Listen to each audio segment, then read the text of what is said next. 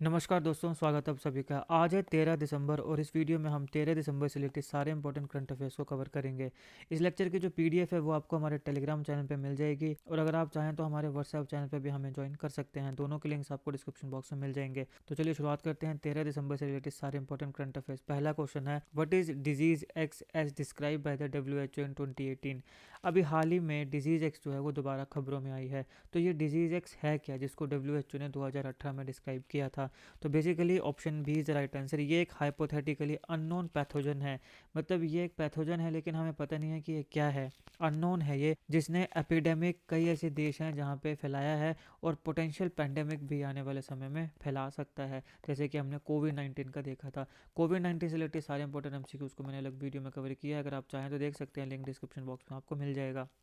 ये इसकी एक्सप्लेनेशन है, ये मैंने आपको ऑलरेडी दे दी है। WHO की फुल फॉर्म है वर्ल्ड हेल्थ ऑर्गेनाइजेशन। और यहाँ पे ये जो अननोन पैथोजन है डिजीज एक्स, ये फ्यूचर में एपिडेमिक और पैंडेमिक भी फैला सकता है। ये कोई स्पेसिफिक डिजीज नहीं है लेकिन एक कंसेप्ट है जो कि अनसर्टेनिटी और प्रिपेयर्डनेस की तरफ पॉइंट आउट करता है। तो ये आप अपने PDF में पढ़ सकते हो जो आपको हमारे टेलीग्राम चैनल पर मिल जाएगी।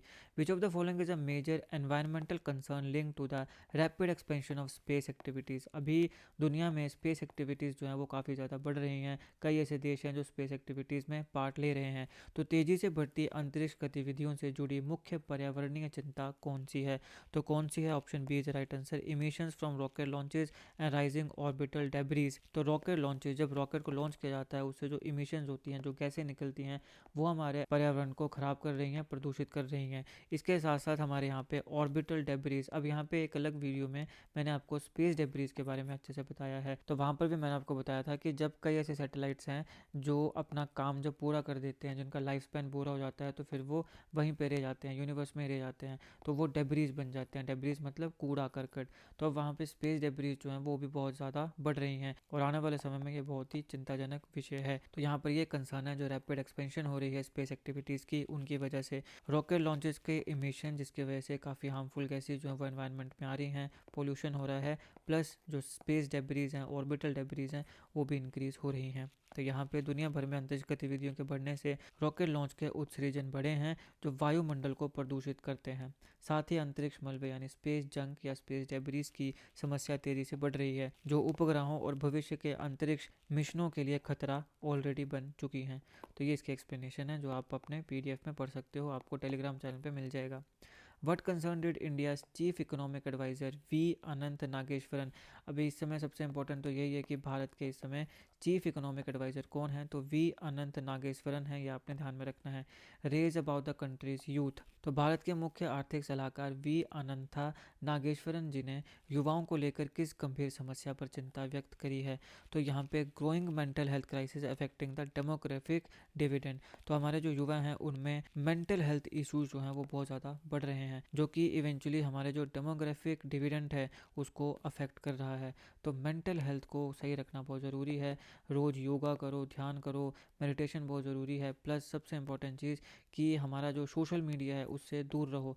सोशल मीडिया में चीज़ों को देखते हो फिर अपना कंपैरिजन कर रहे हो, देखो भैया वो वहाँ पे घूमा है, ये वहाँ खाए, ये ऐसा जीवन जी रहे हैं, ये वैसा जीवन जी रहे हैं, हम तो कुछ नहीं कर पा रहे हैं। तो ऐसा कंपैरिजन नहीं करना है। सोशल मीडिया से जितना दूर हो सकते हैं उतना रहो। अगर सोशल मीडिया में कोई अच्छी चीज़ मिल रही है, कुछ सीखने को मिल रहा है या फिर कुछ मोटिवेशन है, कुछ फ़नी है, तो देखो। लेकिन ऐसे लोगों की ज़िंदगियों में मत झांको, क्योंकि उनको देख के फिर तुम उनका अपने साथ कंपैरिजन करने लगते हो और उसकी वजह से फिर आपको डिप्रेशन हो जा रहा है, ज़्यादा सोचने लग पड़ रहे हो और अपनी लाइफ को अच्छे से एंजॉय नहीं कर पा रहे हो। एक ही जीवन है, मानव जीवन बहुत अनमोल है, इसको अच्छे से जीना चाहिए। किसी के साथ अपना कंपैरिजन नहीं करना है, अपना बढ़िया मेहनत करनी है, खाना पीना घूमना फिरना आनंद लेना है। तो ये मेंटल हेल्थ क्राइसिस जो है ये बढ़ रही हैं, जिसका सोल्यूशन क्या है? योगा और सबसे इंपॉर्टेंट ध्यान, मेडिटेशन। तो यहाँ पे ये जो मेंटल हेल्थ इश्यूज रेज हो रहे हैं इसको हाईलाइट किया है हमारे चीफ इकोनॉमिक एडवाइज़र जी ने। What did the Union Cabinet approve to implement the one nation one election policy? इसको साइमल्टेनियस इलेक्शंस भी बोलते हैं। इंडियन पॉलिटी की सीरीज़ में मैंने इसको ऑलरेडी अच्छे से कवर किया है, साइमल्टेनियस इलेक्शंस। उसको आप ज़रूर देखिएगा, वहाँ पे मैंने इसके प्रोज भी बताए हैं और इसके मैंने कोस भी आपको बताए हैं। तो ज़रूर देखिएगा, लिंक आपको डिस्क्रिप्शन बॉक्स में मिल जाएगा। One nation one election ONOE नीति को लागू करने के लिए केंद्र सरकार ने क्या मंजूर किया है? तो यहाँ पे 2 बिल्स को इंक्लूड किया गया है जो कॉन्स्टिट्यूशनल अमेंडमेंट के लिए लाए गए हैं और वो अमेंडमेंट करने के बाद इस चीज़ को यहाँ पे लागू किया जाएगा। इसको लागू करने की पूरी तैयारी हमारी सेंट्रल गवर्नमेंट की है। अब ये कब तक लागू होगा कब तक नहीं होगा ये समय बताएगा। प्लस अगर आप साइमल्टेनियस इलेक्शंस को या वन नेशन वन इलेक्शन को डिटेल में पढ़ना चाहते हो तो मैंने जो अलग वीडियो बनाई है उसको जरूर देखिएगा, उसका लिंक आपको डिस्क्रिप्शन बॉक्स में मिल जाएगा, या फिर सीधे जाइए मेरी इंडियन पॉलिटी की प्लेलिस्ट में, वहाँ पे आपको सारी इंपॉर्टेंट वीडियोस मिल जाएंगी। ये इसकी एक्सप्लेनेशन है। Which 3 countries have begin the desert night air combat exercise over the Arabian Sea. अब इस प्रकार की एक्सरसाइजेस काफ़ी इंपॉर्टेंट होती हैं तो ये आपने ध्यान में रखना है। Desert night air combat exercise अरब सागर के ऊपर किन 3 देशों ने शुरू की है? तो कौन कौन से देश हैं? हमारा प्यारा भारत, फ्रांस और यूएई। तो भारत, फ्रांस, यूएई, आप इसको ऐसे याद रख सकते हो, buff, BUF, buff. Bharat, UAE और फ्रांस, इन 3 देशों ने शुरू किया है desert night air combat exercise. इस ट्रिक से आपने इसको याद रखना है। तो ये एक ट्राईलेटरल यानी 3 देश हैं, एयर कम्बैट ड्रिल है जहाँ पे इंडिया, यूएई और फ्रांस है। भारत, यूएई, फ्रांस, बफ। ये अरेबियन सी के ऊपर हो रहा है, ये भी ध्यान रखना है, सवाल पूछा जा सकता है। एम क्या है इसका? मिलिट्री कोऑर्डिनेशन को स्ट्रेंथन करना, इंटरऑपरेबिलिटी बढ़ाना और स्ट्रेटेजिक कोऑपरेशन जो है तीनों एयर फोर्सेस की, भारत, यूएई और फ्रांस, बफ, इनमें स्ट्रेटेजिक कोऑपरेशन को बढ़ाना। What is the study by Mahavir Cancer Sansthan in Patna find about manganese contamination in Bihar's Gangetic region? Patna के महावीर कैंसर संस्थान के अध्ययन ने बिहार के गंगा क्षेत्र में मैंगनीज, ये इसका साइन होता है, इसके प्रदूषण के बारे में क्या पाया है? तो क्या पाया है? Option B is right answer. Significant manganese contamination in drinking water linked to rising cancer cases. तो बिहार में ये जो गंगा का एरिया है, यहाँ के पानी में बहुत ज़्यादा मैंगनीज पाया गया है, मैंगनीज की कंटेमिनेशन पाई गई है। तो इसके वजह से क्या हो रहा है कि अब जब ह्यूमन बींग्स इसको पी रहे हैं तो उनमें कैंसर के जो केसेस हैं ये आ रहे हैं। बेसिकली हैवी मेटल पॉइजनिंग हुई है, इसको क्या बोलते हैं? इसको बोलते हैं हैवी मेटल पॉइजनिंग। तो ये हैवी मेटल पॉइजनिंग यहाँ पे देखने को मिली है, ये यहाँ पे महावीर कैंसर संस्थान ने अपनी लेटेस्ट स्टडी में पाया है। तो पटना के महावीर कैंसर संस्थान के शोध में ये पाया गया है कि हैंडपंप, अब देखो हैंडपंप का पानी माना जाता है कि अच्छा है, लेकिन उस पानी में मैंगनीज का उच्च स्तर कैंसर मरीजों के रक्त में भी उच्च मैंगनीज के स्तर से जुड़ा हुआ है। इससे संकेत मिलता है कि लंबे समय तक मैंगनीज संदूषित पानी यानी कि मैंगनीज कंटेमिनेटेड वाटर के संपर्क में रहने से इस क्षेत्र में कैंसर के मामलों में वृद्धि का एक संभावित कारण हो सकता है।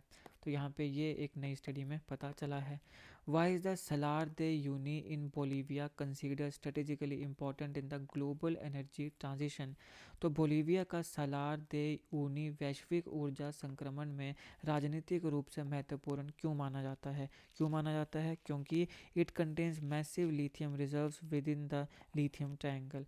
यहाँ पे जो लिथियम ट्रायंगल है बोलीविया के सलार दे यूनी में, यहाँ पे काफ़ी ज़्यादा लिथियम के भंडार हैं, तो इसलिए इसको काफ़ी ज़्यादा इम्पोर्टेंट माना जाता है ग्लोबल एनर्जी ट्रांजिशन के लिए। अब यहाँ ग्लोबल एनर्जी ट्रांजिशन में तो कौन सी एनर्जी है? Obviously towards renewable energy. तो सलार दे यूनी दुनिया का सबसे बड़ा नमक का रेगिस्तान है, ये भी आपने ध्यान में रखना है। पूरी दुनिया में सबसे बड़ा वर्ल्ड लार्जेस्ट साल्ट फ्लैट कौन सा है? सलार दे यूनी। कहाँ पे है? बोलीविया में है। और इसमें पृथ्वी के सबसे बड़े लिथियम भंडार पाए जाते हैं। ये लिथियम ट्रायंगल कौन कौन से देश हैं इसमें? Chile, Argentina, Bolivia. Chile, Argentina और बोलीविया, इसको आपने याद रखना है। कैसे? Cab, cab. ये जो 3 कंट्रीज़ हैं, इन 3 कंट्रीज़ में है lithium triangle, cab, Chile, Argentina और बोलीविया, जहां दुनिया के 50% से अधिक लिथियम संसाधन मौजूद हैं। मोर देन 50%, बहुत बड़ी बात है ये। अब लिथियम का यूज़ कहाँ होता है? इलेक्ट्रिकल वाहनों में, बैटरी स्टोरेज में और आधुनिक ऊर्जा प्रणालियों में आवश्यक होने के कारण ये क्षेत्र वैश्विक स्वच्छ ऊर्जा रिन्यूएबल एनर्जी परिवर्तन में अत्यंत ही महत्वपूर्ण है। सलार दे यूनी, यहाँ पे एक याद रखना है अपने सलार दे यूनी, और दूसरा आपने क्या याद रखना है कि कौन से 3 कंट्रीज़ हैं लिथियम ट्रायंगल?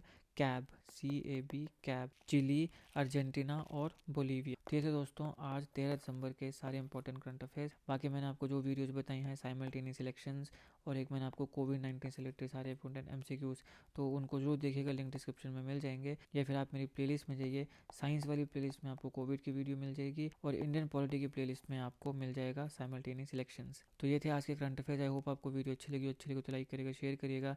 जो इसकी PDF है वो आपको हमारे टेलीग्राम चैनल पे मिल जाएगी, तो टेलीग्राम चैनल को जरूर चेक करिएगा, लिंक डिस्क्रिप्शन बॉक्स में दे दूंगा और आप हमें वहाँ पर भी जरूर फॉलो कर लीजिएगा। बाकी इसी प्रकार के GK, करंट अफेयर और ट्रिक्स की वीडियोज़ के लिए हमारे चैनल को सब्सक्राइब करिएगा। आपका बहुत बहुत धन्यवाद।